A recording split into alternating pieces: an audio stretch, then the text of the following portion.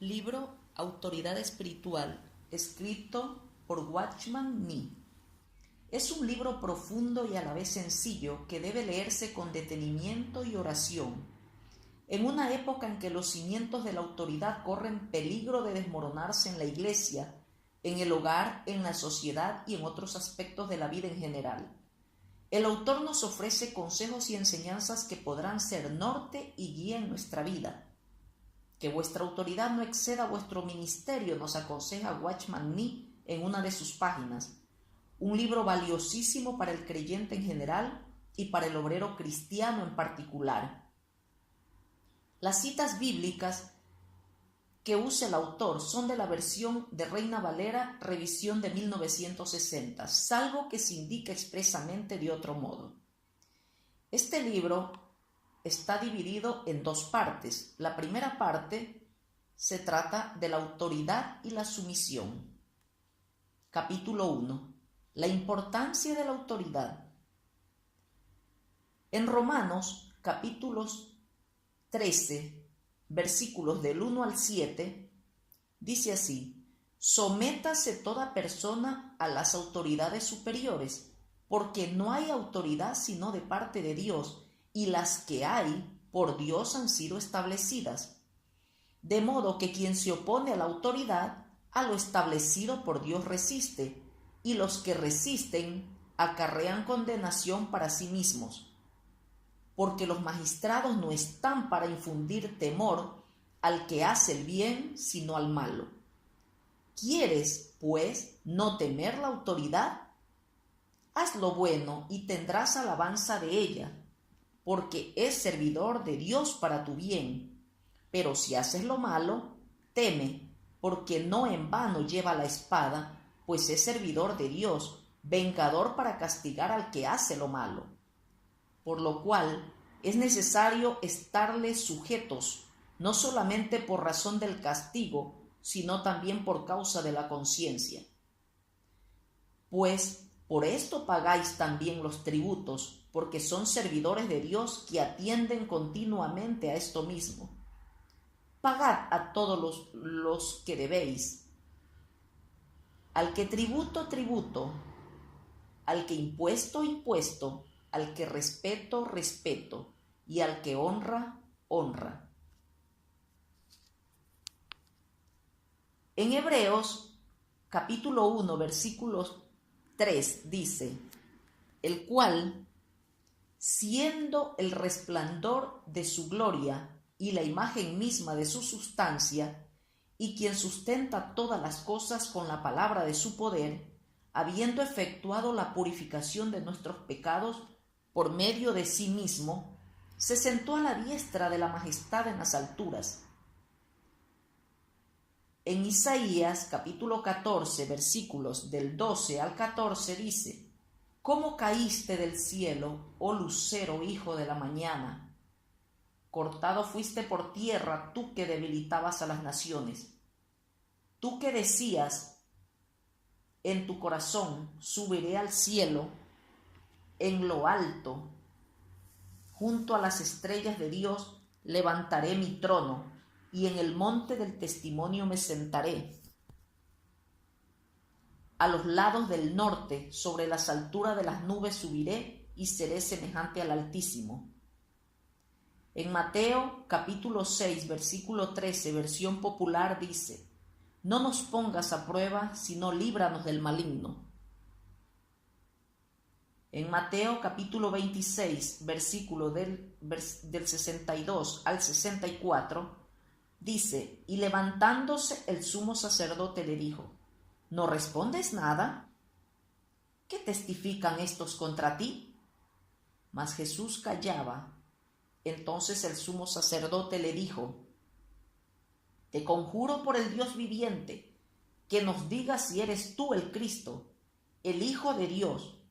Jesús le dijo: tú lo has dicho, y además os digo que desde ahora veréis al Hijo del Hombre sentado a la diestra del poder de Dios y viniendo en las nubes del cielo. El trono de Dios se fundamenta en la autoridad. Los hechos de Dios proceden de su trono y éste se fundamenta en su autoridad. Todas las cosas son creadas por la autoridad de Dios y todas las leyes físicas del universo se mantienen por esta misma autoridad.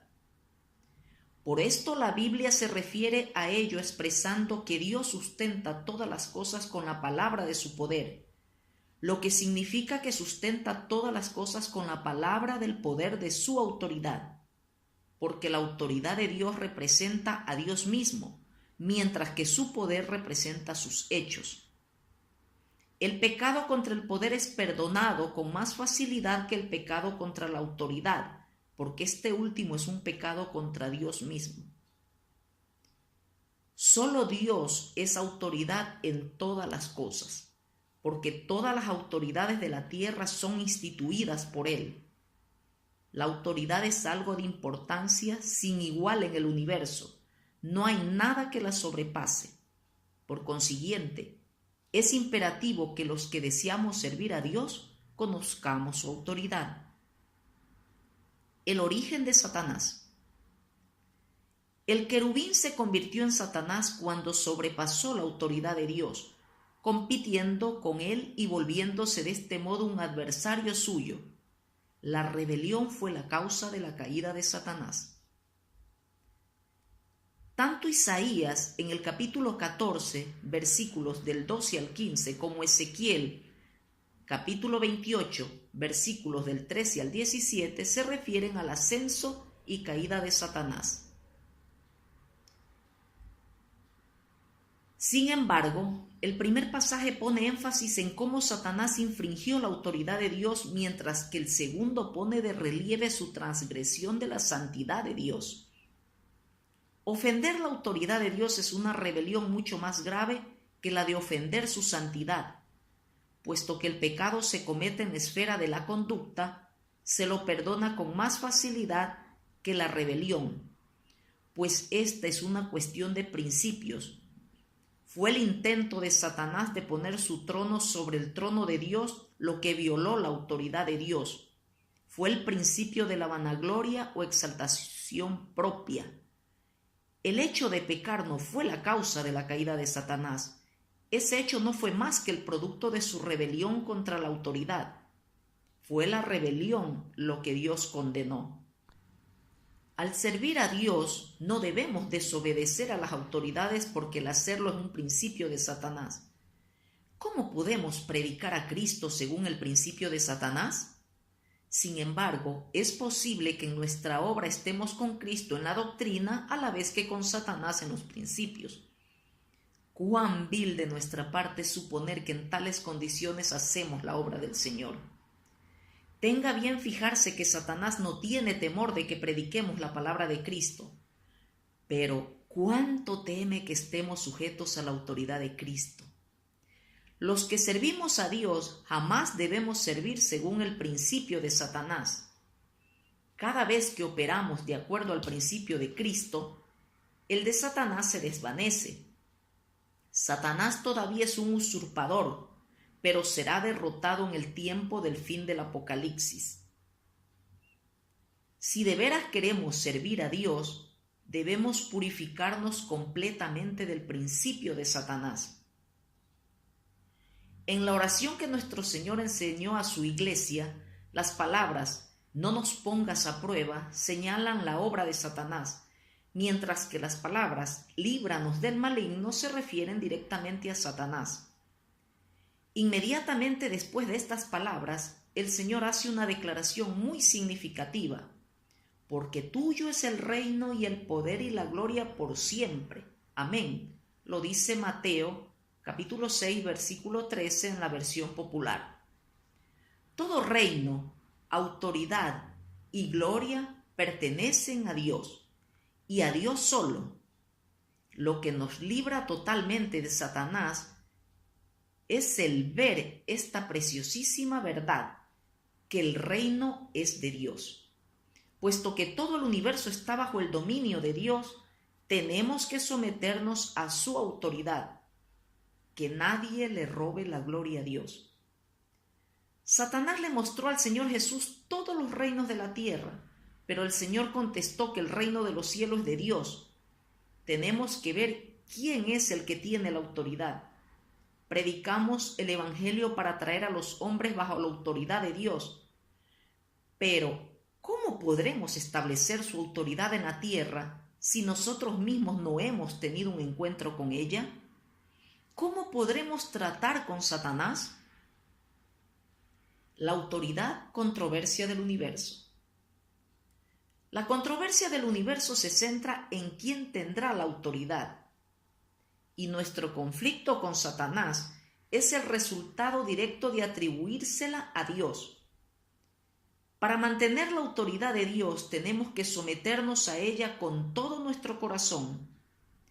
Es absolutamente imprescindible que tengamos un encuentro con la autoridad de Dios y que poseamos un conocimiento básico de lo que ella es. Antes de conocer la autoridad, Pablo trató de destruir a la iglesia, pero luego que se encontró con el Señor en el camino a Damasco, vio que le era dura cosa a sus pies, el poder humano, dar coces contra el aguijón, la autoridad de Dios. Inmediatamente cayó al suelo y reconoció a Jesús como Señor. Después de eso, pudo someterse a todas las instrucciones que Ananías le dio en Damasco, pues Pablo había tenido un encuentro con la autoridad de Dios. En el mismo momento en que fue salvo, conoció tanto la autoridad de Dios como la salvación de Dios. ¿Cómo habría podido Pablo, siendo una persona inteligente y capaz, escuchar las palabras de Ananías, un desconocido hermanito a quien se lo menciona una sola vez en la Biblia, si no hubiera tenido un encuentro con la autoridad de Dios? Si no se hubiera encontrado con la autoridad en el camino a Damasco, jamás se habría podido someter a ese oscuro hermanito en la ciudad. Esto nos muestra que quien ha tenido un encuentro con la autoridad trata simplemente con ella y no con el hombre. No miremos al hombre, sino solo a la autoridad de que está revestido. No obedecemos al hombre, sino a la autoridad de Dios en ese hombre. De otra manera, ¿cómo podremos saber qué es la autoridad? Estamos en el camino equivocado si antes de obedecer a la autoridad nos encontramos primero con el hombre. Lo opuesto es el camino correcto. Entonces no importará quién sea el hombre. Dios se ha propuesto manifestar su autoridad al mundo por medio de la Iglesia. La autoridad de Dios se puede ver en la coordinación de los diversos miembros del cuerpo de Cristo. Dios usa su máximo poder para mantener su autoridad. Por consiguiente, su autoridad es lo más difícil de resistir.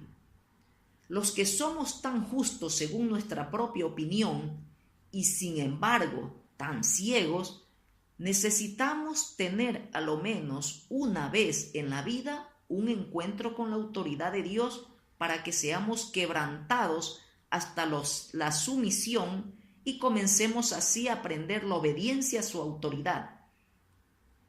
Antes de que un hombre pueda someterse a la autoridad delegada de Dios, tiene que conocer primero la autoridad inherente de Dios.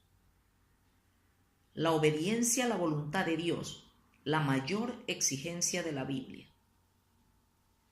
La mayor de las exigencias que Dios impone al hombre no consiste en que lleve la cruz, sirva de ofrendas o se niegue a sí mismo. La mayor exigencia es que obedezca. Dios le ordenó a Saúl que atacara a los amalecitas y los destruyera por completo. Lo dice en 1 Samuel capítulo 15. Pero después de la victoria, Saúl perdonó a Agag, rey de los amalecitas, junto con lo mejor de las ovejas y bueyes, de los animales engordados, de los corderos y de todo lo bueno. Saúl no quiso destruirlos, argumentó que los habían dejado para sacrificarlos a Dios. Pero Samuel le dijo: ciertamente el obedecer es mejor que los sacrificios,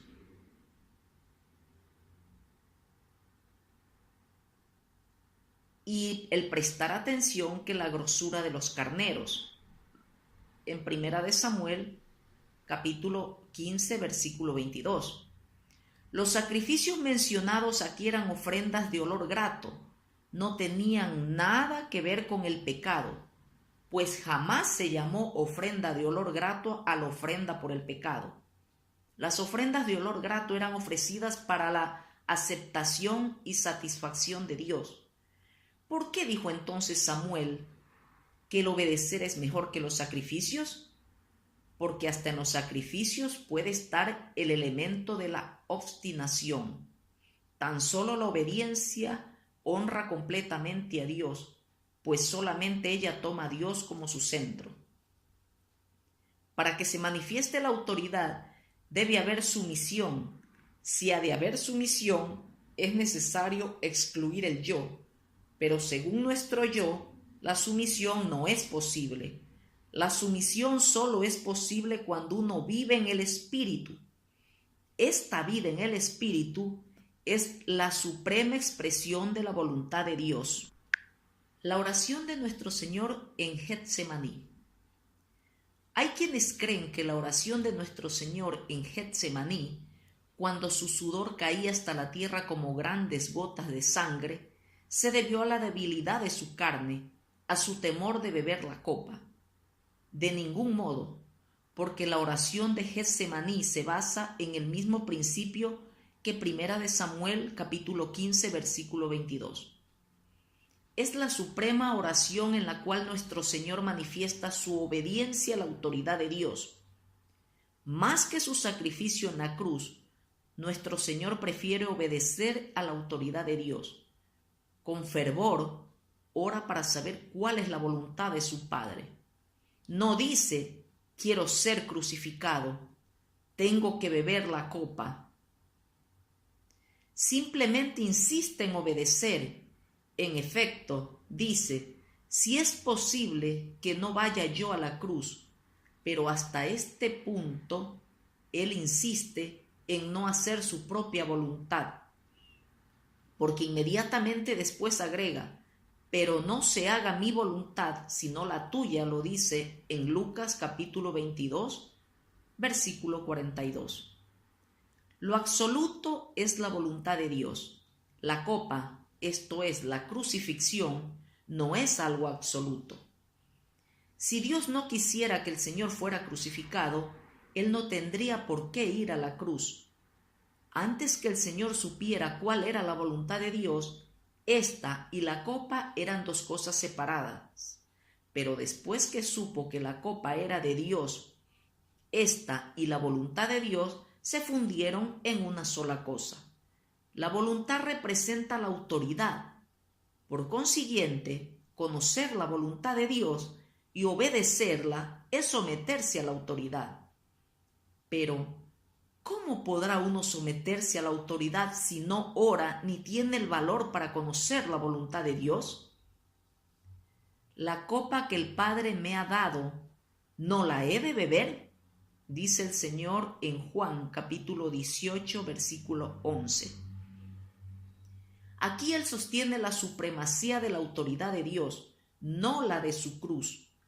Además, una vez que ha comprendido que el beber la copa, esto es, ser crucificado para expiar el pecado, es la voluntad de Dios, al momento dice, levantaos, vamos, en Mateo capítulo 26, versículo 46. Al ir a la cruz, Él hace la voluntad de Dios. Por consiguiente, la muerte del Señor es la máxima expresión de obediencia a la autoridad. Aún la cruz, el enigma del universo, no puede ser superior a la autoridad de Dios. El Señor mantiene más la autoridad de Dios, la voluntad de Dios, que su propia cruz, su sacrificio. Al servir a Dios, no somos llamados a optar por la abnegación o el sacrificio, sino más bien a cumplir el propósito de Dios. El principio básico no consiste en preferir la cruz, sino en obedecer la voluntad de Dios. Si el principio en el cual nos basamos para nuestro trabajo y servicio debe incluir la rebelión, Satanás obtendrá entonces la gloria y disfrutará de ella aún por medio de nuestro sacrificio. Saúl podía ofrendar ovejas y bueyes, pero Dios nunca los aceptó como sacrificios porque implicaban un principio satánico. El derrocar la autoridad de Dios es derrocar a Dios. Por eso es que la Escritura dice: porque como pecado de adivinación es la rebelión, y como ídolos e idolatría la obstinación, en 1 Samuel capítulo 15 versículo 23. Como siervos de Dios, lo primero que debemos tener es una experiencia o encuentro con la autoridad.